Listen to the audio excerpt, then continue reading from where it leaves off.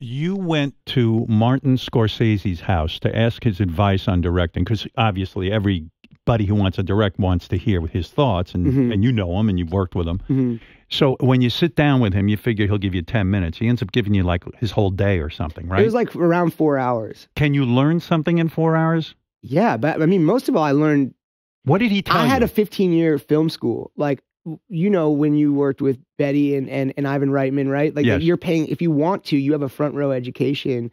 And all of this is an education to Yes. Me. When I saw those people work, it did give me insight into how they work. When I hear you talk about Ivan Reitman, yes. I understand how much you absorb like a sponge from movies, right? Yes.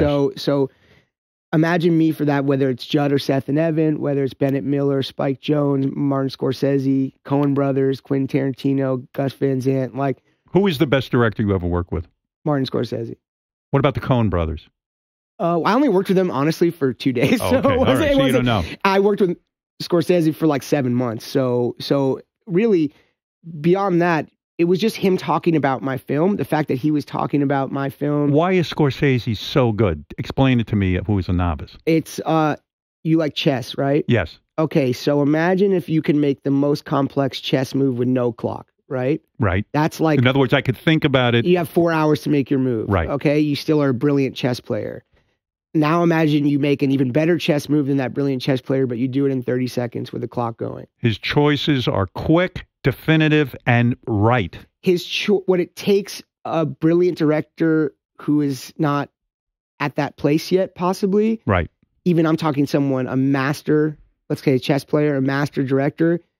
It takes him, he can fix that problem. It's advanced problem fixing and problem solving in 30 seconds. You literally watch him close his eyes and then solve an insanely complex issue, which directing is just solving issues constantly. Is that what Martin Scorsese told you? Did he, when he sat you down for 4 hours and said, I'll give you some of my time and I'll give you some of my... No, because you can't teach that. That's something I just watched. That's right. So what could he tell you in 4 hours? Well, I don't know. I mean, so many things. We talked about what the movie is, right? So constantly you're just, what are you making?